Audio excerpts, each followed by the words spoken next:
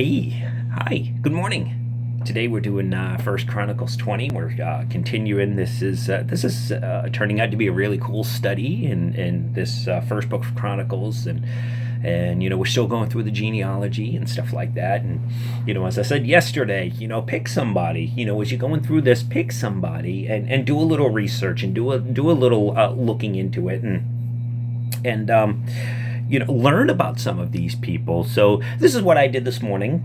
And what I've learned is that, what, everybody's family is a little messed up. And I don't say that, to discourage you or anything like that. I say that because there is no such thing as perfect family. There is no such thing as it's not like that. Everybody has a little messed up in their family, and my family's no different. Every family does. So some of these families of the Bible, no different. There's some odd stuff going on in there. So in this chapter 2, I'm looking at verse 3. It says, the sons of Judah were Onan, and Shelah. These three were born to him by the daughter of Shua, the Canaanitess.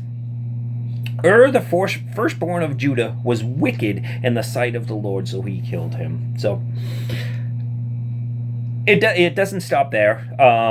He actually, when we look at the Bible doesn't say what he did. It just says, actually in two places. When we go in Genesis 38:7, we see that same thing is said there, that did evil in the sight of the Lord, and the Lord killed him. But had a wife named Tamar, Tamar, Tamar. And as it is custom back then, Judah, who was the father of Tamar's father-in-law, says, okay, well, Onan, you are the second born. It is your job to go in and lay with her and provide offspring that the family can continue. And we're going to pick it up back here in Genesis 38. I'm going to read you chapter 7. That has to do with and then I'm going to go, verse 7. Then Genesis 38, verse 7 is about Then I'm going to talk to you about Onan, verses 8 to 10. 7 says, but Judah's firstborn, was wicked in the sight of the Lord, and the Lord killed him. Okay. And then we know that he had Tamar. Verse 8 says, and Judah said to Onan, go into your brother's wife and marry her, and raise up an heir to your brother. But Onan knew that the heir would not be his. And it came to pass, when he went into his brother's wife, that he emitted on the ground, lest he should give an heir to his brother. And the thing which he did displeased the Lord. Therefore, he killed him also. So, here's Judah, his two sons, his firstborn and then the secondborn, both killed by the Lord. So then we have Shelah that is left. And you see, now what about Tamar? What do you think she's thinking? Here she is. Well, this guy went in there. He was just trying. He wasn't trying to do his duty. He was just trying to do his duty, if you know what I mean. And he was just trying to take care of himself. And the Lord saw that evilness, and the Lord ended up taking care of him permanently. But then we see, what does Tamar do now?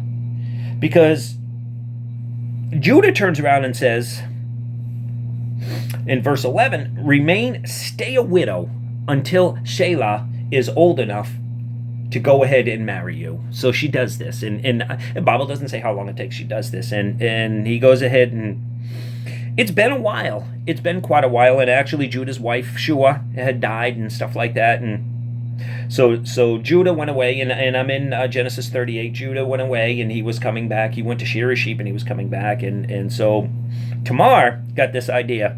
In verse 14, it says, so she took off her widow's garments, covered herself with a veil, and wrapped herself, and sat in an open place which was on the way to Timnah, for she saw that Shelah was grown, and she was not given to him as a wife. When Judah saw her, he thought she was a harlot, because she had covered her face. Then he turned to her by the way and said, please let me come in to you. For he did not know that she was his daughter-in-law. So she said, what will you give me that you may come in to me? And he said, I will send a young goat from the flock. So she said, what will you give me as a pledge? And then it goes on to your signet cord and your staff and stuff like that in your hand. So now here is Tamar, goes ahead and disguises herself as a harlot, so that she can sleep with Judah.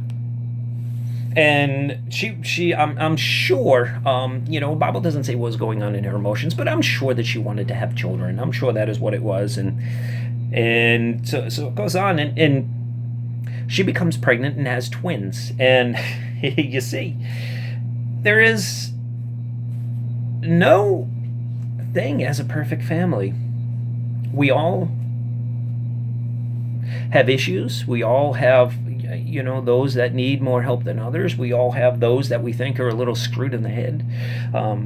I am the weird, wacky uncle in my family. My sister has children, and my brothers have children, and I don't. I'm the weird, wacky uncle. So it's we all have that. We all have that. But God gives us these people to love. And whether we agree or disagree with their choices, whether we whatever our dreams may be for the people in our lives, for the families that God gives us, it's not up to us. It's good for us to want good and better things for those around us, but for us to look at them and say that you're wicked, for us to look at them and say that there's something wrong with you, well, you know what? They may just be looking right back at us saying the same thing. So love your family. Love the people God has put around you. They're there for a reason. Reach them. Let them reach you. Have a super day. I love you all.